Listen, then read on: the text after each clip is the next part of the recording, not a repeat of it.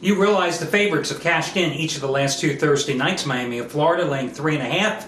31-3 road route at Pittsburgh last Thursday. 2 Thursdays ago, it was NC State as the small chalk at home, annihilating Cincinnati. And of course, I had both of those plays, both of those winners. 5-dimer on NC State. And last Thursday, my first 15-dime release of the season on Miami of Florida. Doesn't get much easier than that. Hi everyone, Al DeMarco here, and this is going to be your Thursday video report. Not only am I going to bring you your total for your free play on tonight's game between Oklahoma State and Texas A&M, but also going to recap the college football season through the first 4 weeks from a point spread perspective. Now, last Thursday, as I said, I had a 15-dime play, my biggest play of the college football season on that game with Miami of Florida. As you know, if you are familiar with the way I rate things, 99% of my plays are rated between 5 and 15-dime plays.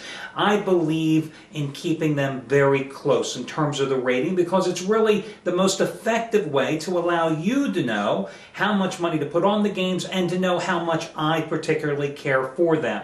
What you will not ever find from me, and what you will find from so many scam-decappers out there, the charlatans, the con men, the carnival barkers, the guys that run an internet service for one price and then try to upgrade you to their best bets by charging you a higher price through an exclusive phone service. You're not going to find me moving my ratings that often. Instead, what you will find with those type of guys is one day they have a 5-dime play, the next day they have a 600-dime play. And, you know, it allows them to chase, it allows them to not falsify their records, but let's just say it allows you to misinterpret their records because their rating system is totally bogus. You know, a rating system is designed to help you in terms of money management allocation. It's not meant to be something that a handicapper can hide behind. That's the bottom line. It's like so many handicappers you see in this business still claim that they've won 4 out of 6 weeks. What they won't tell you is that the 4 weeks that they won, maybe they cleared anywhere from 1 dime to 10 dimes profit. And the 2 weeks they lost, oh, maybe those 2 weeks they lost 140 to 200 dimes. You see it all the time, guys.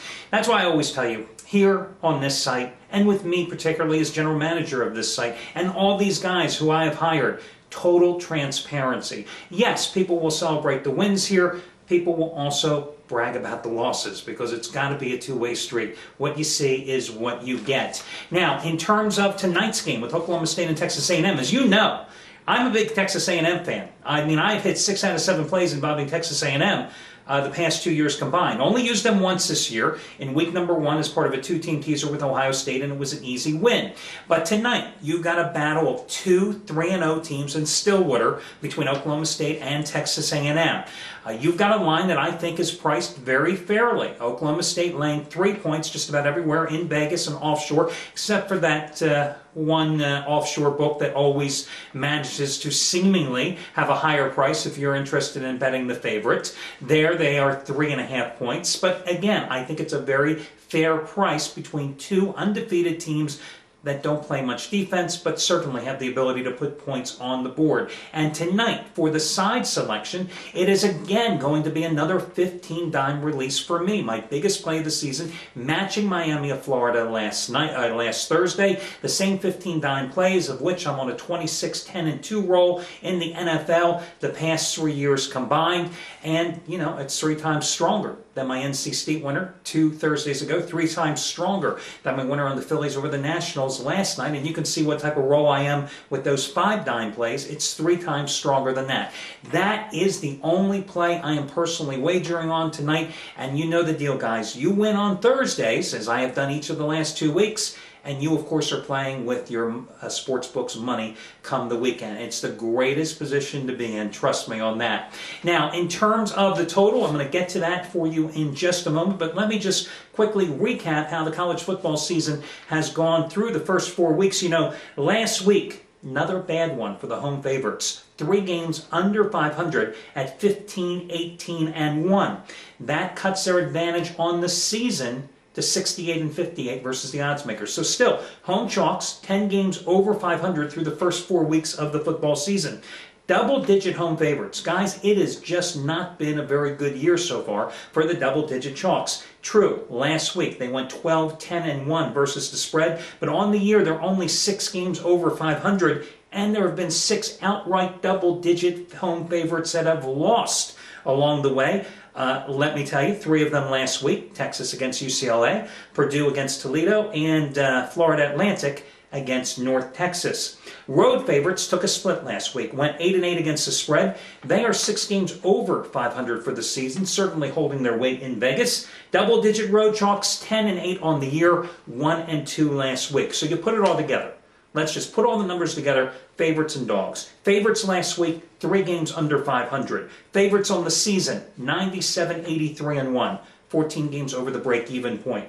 Not a huge number, especially early in the season, when consistently over the years you generally find the first couple of weeks of play, the lines are soft and the favorites come in. To see them only 14 games over 500 could be a reason why you may not be making some money in college football. Double-digit chalks, really disappointing number. 19, 17, and 1.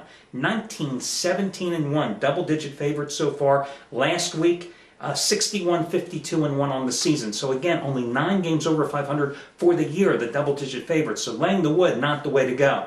As for me, I am 7-1-1 in college football over the past 3 weeks. 7-1-1. And tonight, as I said, I have a 15-dime play on your game between Oklahoma State and Texas A&M, and it matches my biggest play of the season. Now, in terms of the total for this contest, I was kind of surprised at how cheap this price was, 66.5 points, because both teams can put points on the board very quickly. Now, Texas A&M opened up beating up a cupcake at home this season, Stephen F. Austin. Every time I hear that, I think about that show, The $6 Million Man, you know? 48-7. Then they rolled over Louisiana Tech, 48-16. Last week, they did struggle against Florida International at home. They were down by 2 touchdowns in the fourth quarter before rallying for a 27-20 victory. As far as Oklahoma State this year, they went to that spread attack that everybody is going to, very similar to the Texas Tech air raid system. That's their new offense, and it's being run to perfection by their quarterback, Brandon Weeden, who used to be a 26-year-old minor league pitcher for the New York Yankees, and they have a very good running back, and Kendall Hunter as well. They have put up 65 points in game number 1, 65-17 over Washington State, 41-38 they beat Troy State, 65-28 over Tulsa. But let's face it, Tulsa, Washington State, these teams don't have any defenses. You know what I mean? That doesn't mean that Texas A&M necessarily has much of a defense either, but I can tell you what, Gerald Johnson, who everybody pegged as being the best quarterback in the Big 12, and even though he struggled somewhat last week, well, struggled somewhat. He had 4 straight interceptions on 4 straight drives to start the second half. I'd say that's more than a struggle. He is a quality quarterback, and he isn't afraid to run the ball either. I think tonight it's going to be a high-scoring, barn-burning affair. The guy with the ball last is going to win and get the cover in this one. I say this one goes over to the tune of somewhere around 72, 73 points, well over the posted price of 66.5, and I've won 10 of my last 14 free picks. So that'll do it, guys. Good luck, and we'll catch you again on Friday.